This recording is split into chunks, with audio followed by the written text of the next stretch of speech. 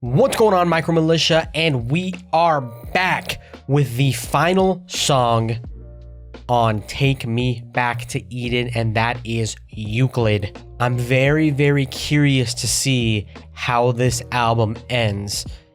I'm curious musically how we're gonna bring this, and also I am aware, you guys have made me aware that these three albums were a trilogy. So it was Sundowning, then it was This Place Will Become Your Tomb, and now this third album, Take Me Back to Eden, is kind of the closing of the trilogy, the story of Sleep and Vessel.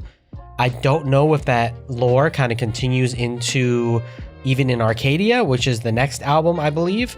But I know it's the end of this saga, this whole all-consuming relationship that they've been in. Well, at least one-sided, it's all-consuming for sure on the Vessel side of it, where we've gone through these albums, Vessel just obsessing over Sleep, Vessel wanting to almost become one with Sleep, like they've intertwined, and Vessel has wanted, like, he has almost lost himself to the relationship, to wanting to be like so simpatico with Sleep that he doesn't even want to be himself anymore, which, now that I say that out loud, that could be its own sort of metaphor for pretty much this whole Sleep Vessel relationship in itself. So when we're tying these three albums together, so we started with Sundowning. I had no idea what Sundowning was, but you guys let me know it was like a condition or like something that happens to people with mainly Alzheimer's and dementia, where as the day goes on, like when it starts to become nighttime, you start to suffer from confusion and anxiety, and that's really where like the symptoms of dementia and Alzheimer's start. It's like towards the nighttime, so y'all schooled me in that. And then we had This Place Will Become Your Tomb, which was very water driven, very like you're submerging into the depths of the ocean or like some deep water. And the imagery there, obviously, we had Atlantic. And if you think about, if you go deeper and deeper into water, it gets darker and it gets heavier because there's more water piling up on top of you. So that was kind of the descent. And if we're kind of tying the albums together, we have Sundowning, it's becoming nighttime, it's becoming darker, the confusion is setting in, the anxiety, it's where it starts pretty much. And then the next album, This Place Will Become Your Tomb, it's like maybe you're going to get trapped there. You're going to the depths of the ocean, into the water, and maybe you're going to be trapped there in this constant state of sundowning. And this third and final album in the trilogy, it's Take Me Back to Eden. So it's maybe you're down in the depths, at your death's door, the relationship's ending, the toxicity is overcoming you, it's becoming too much to bear almost. And now Take Me Back to Eden is like, you're kind of reminiscing, you're like, like we discussed in the title track, you're longing for innocence again. You're begging to be taken back to paradise. Maybe you're even asking to be dead or killed. Because Take You Back to Eden, again, not very well versed on the Bible, but are you supposed to return to Eden after you die? Or I know you're supposed to go to heaven, but does Eden exist in heaven? Or is that an entirely different place? Again, I don't know these things because I've never read the Bible. I've never really been to church, so I don't know how that relationship is. But maybe that's even kind of asking, like, Vessel's begging for death. And we know we've had, the self-harm bits in this album. So it's really cool how all these albums are tying together. Please let me know also in the comment section down below how you guys interpret these albums being tied together. Also let me know about, like, is Eden in heaven? Like, do you get to go back to Eden when you die? Like, I don't really know. So let me know in the comment section below. And one more note before we hop into the song is way back when, and pretty recently, I believe, y'all have mentioned that I should re-listen to the first song that started it all with, well, the first song from the first album, Sundowning, the night does not belong to God. You told me to re-listen to that and kind of pay attention to some themes in there, because it's supposed to, again, close the circle, close the trilogy, with some tie-ins to that song. So I went ahead, I re-listened to it. I went over the lyrics again. So I have that fresh in my mind for this song. How it's going to tie back, I don't know. How Vessel's going to close the loop, the cycle. Maybe he is going to break from the cycle. Like he mentioned a couple songs ago that he thinks he might be breaking from the cycle. Is he going to be breaking from the cycle in this song? The trilogy's coming to an end? Perhaps. Or perhaps it's going to be an end. It's going to be his final stand or something against sleep. There's only one way to find out, guys, and that's just to hop into the song. But as always, guys, before we do hop into that song, if you do enjoy it, feel free to drop the hot thumbs up. Subscribe if you are new to the channel. And we are going through all the songs, and you want to join us along that journey, I would really appreciate it. Anyways, guys, nothing else left to do except for to get into it. Let's go. Ooh, very church-like already. Upbeat and happy.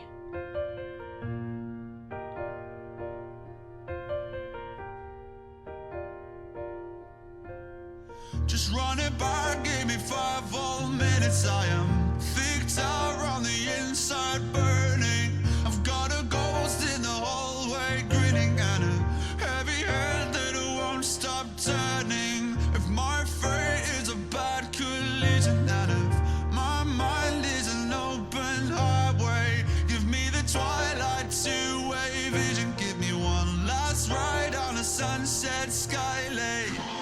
Me when you get the chance, I can feel the walls around me closing in.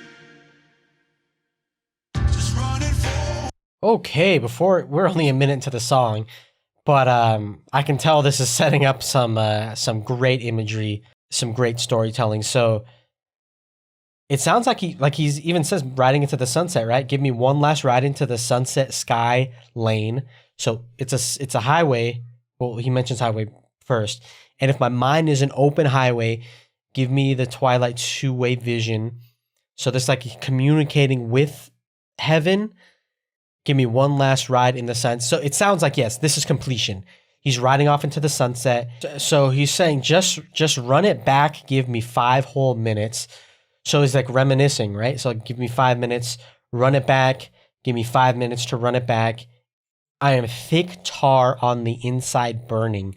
Ooh. So that's like a motion, really burning it's so thick. It's so thick that it's coating everything. Very similar to the imagery we saw in Take Me Back to Eden of being obsessed, being consumed by being tainted. And then he references a ghost in the hallway grinning. So it's like something from the past. Maybe it's the relationship. Maybe it's sleep. And then one thing I wanted to mention is when it goes to like the really heavily edited vocals with the super heavy autotune, the super heavy effects, is that sleep talking? Like, is that actually from Sleep's perspective? Interesting. I'm just going to have to let it play out and then maybe draw a conclusion as we continue along the song. When you get the chance, I can feel the walls around me closing in. Okay, I'm sorry to pause again, but I just really want to kind of get the whole finish of the story here. So if I'm viewing that from the lens of that being sleep and from sleep's perspective, call me when you get a chance. I can feel the walls around me closing in. So it's constricting. Maybe sleep is disappearing from Vessel's life. And he's saying, call me when you get a chance. So it's like they will be in contact again, but it doesn't sound pushy about it. So very interesting. Let's continue. I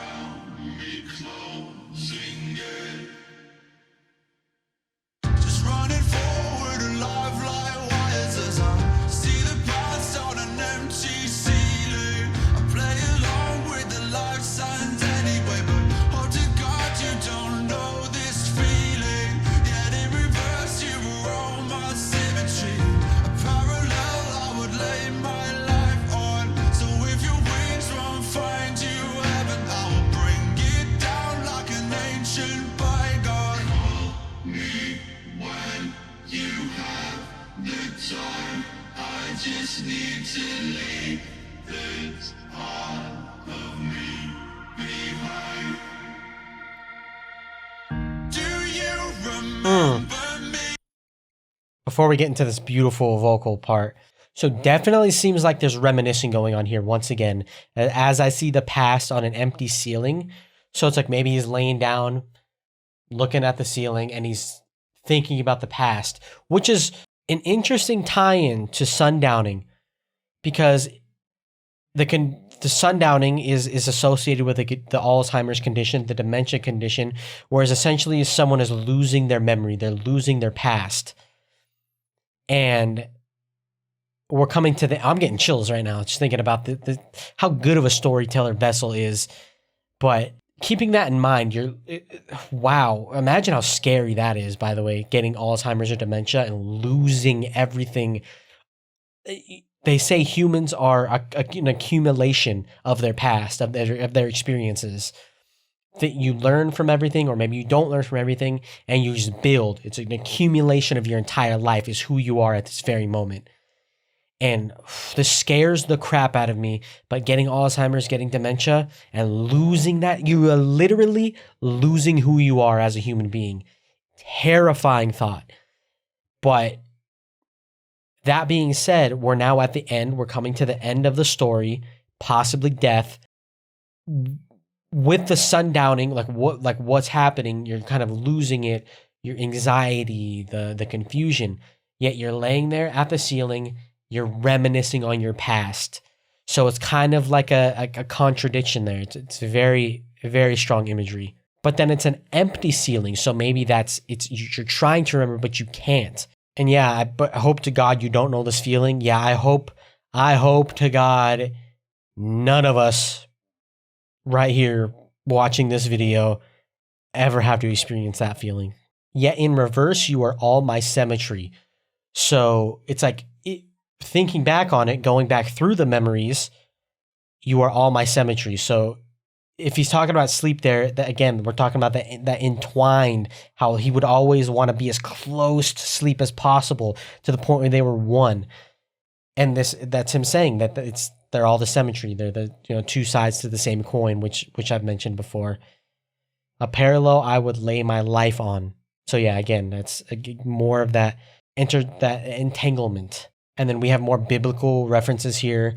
So if your wings won't find you heaven, I will bring it down like an ancient bygone.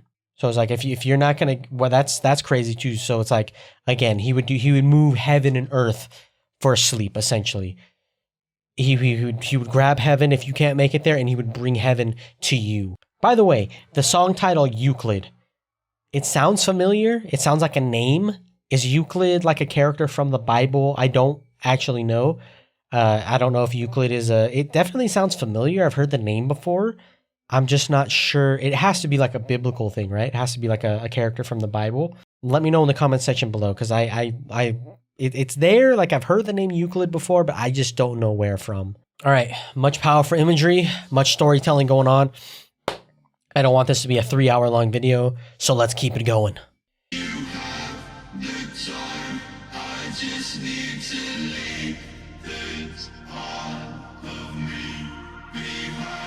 Sorry, I forgot to mention that part.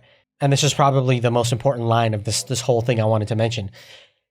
But call me when you have the time. Okay, we're going back to that. I just need to leave this part of me behind. This is why I think my mind has kind of changed. I don't think this is sleep anymore. I think this is Vessel. I just need to leave this part of me behind.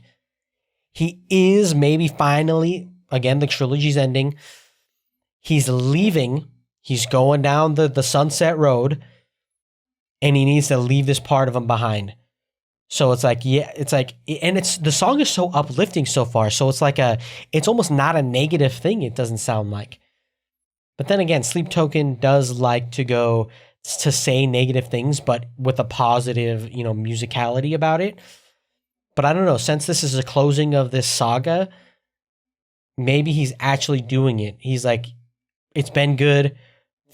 I'm dying. The relationship's dying, but I need to leave it behind because he's trying to get back to Eden. He's trying to get back to innocence. He's trying to leave all the taint behind, all the taintedness he's trying to get out of there. All right, now let's continue.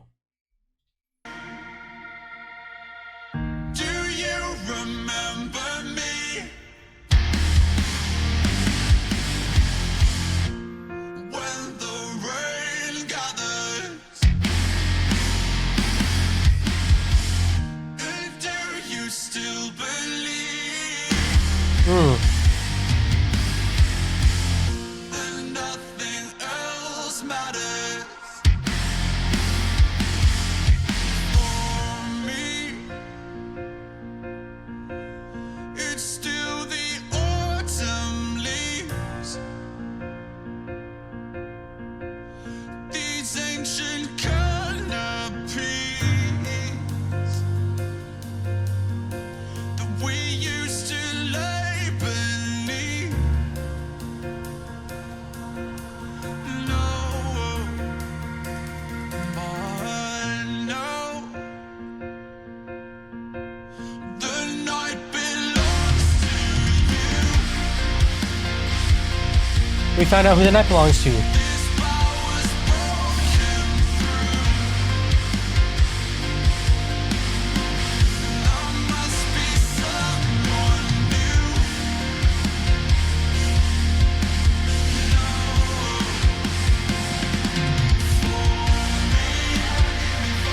Okay. Sorry to pause again, but 100% this is him moving on.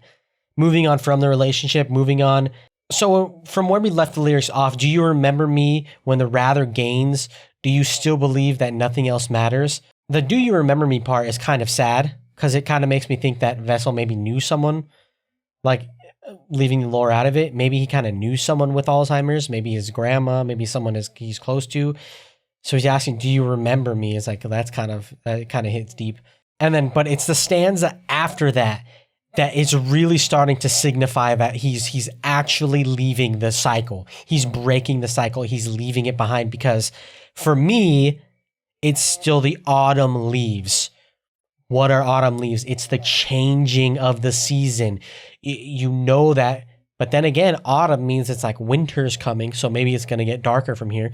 The ancient canopies that we used to lay beneath, and that's the second time we've mentioned ancient here. So maybe that's just a callback to the lore of like sleep is like an ancient deity, is he not? Or is she not? Is it not? And a canopy is something that covers you. So it's like an ancient covering that we used to lay beneath. Very interesting. I'm kind of struggling with that one there. I don't really have anything for that.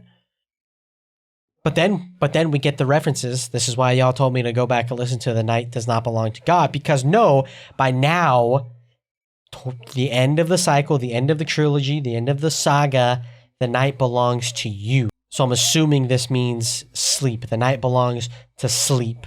And the bow has broken through. I must be someone new. There it is, the final nail in the coffin on if he is actually moving on. He has to be someone new. He has to move on because he has to evolve. He has to change. He cannot keep going through what he has been going through, maybe with the attempts of suicide.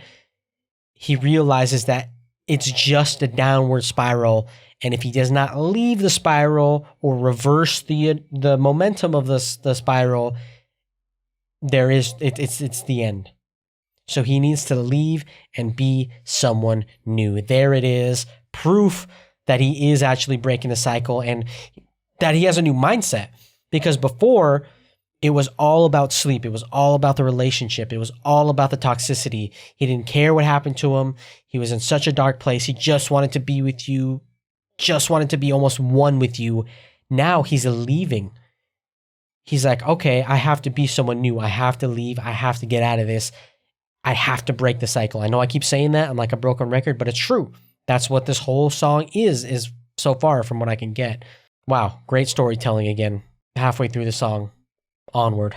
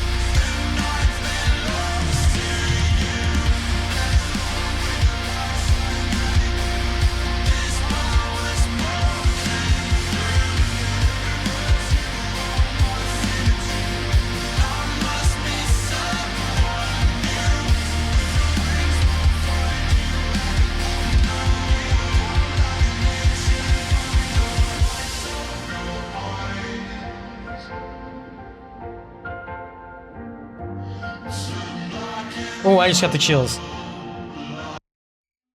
Good thing you guys told me to re-listen to the night does not belong to God, because it's been months. I have not listened to that song since I reacted to it.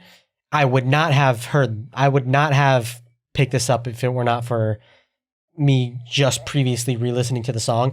This is The Night Does Not Belong to God. The lyrics and the music as well, the piano. It's recalling The Night Does Not Belong to God. So thank you guys for telling me that, because I would not have picked that up. I definitely would not have. That gave me the chills too. I love when bands, movies, video games call back to something way back when.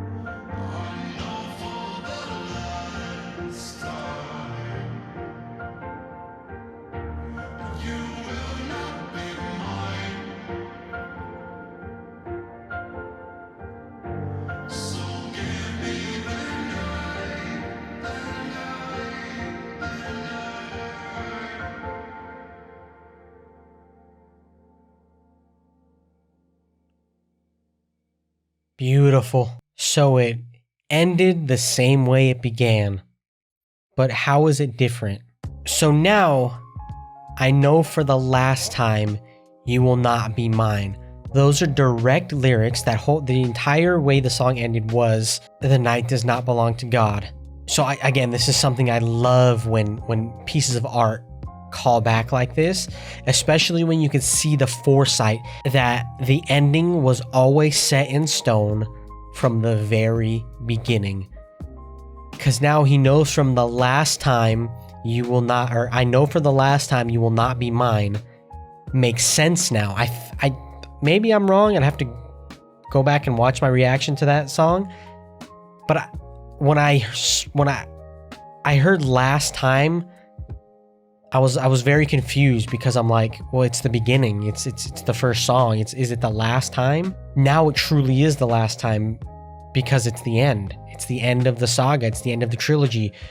So did Vessel already have this song in mind when he wrote the first song? Interesting. That's something to ponder.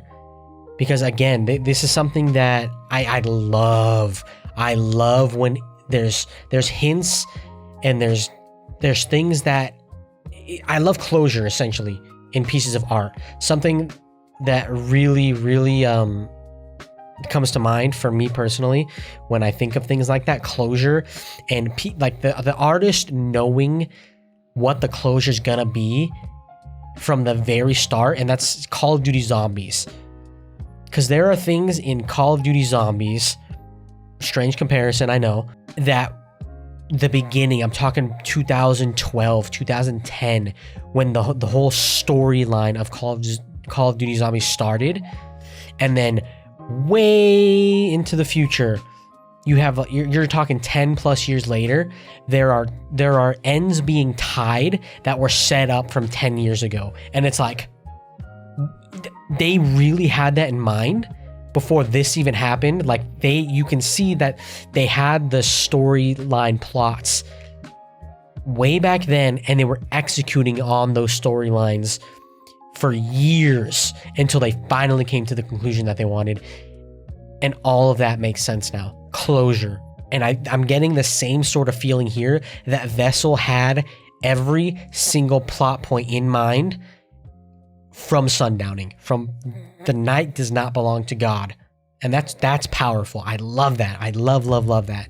So now let's revisit that from the lens of it ending, and it seems like the entire time you knew it was going to end this way.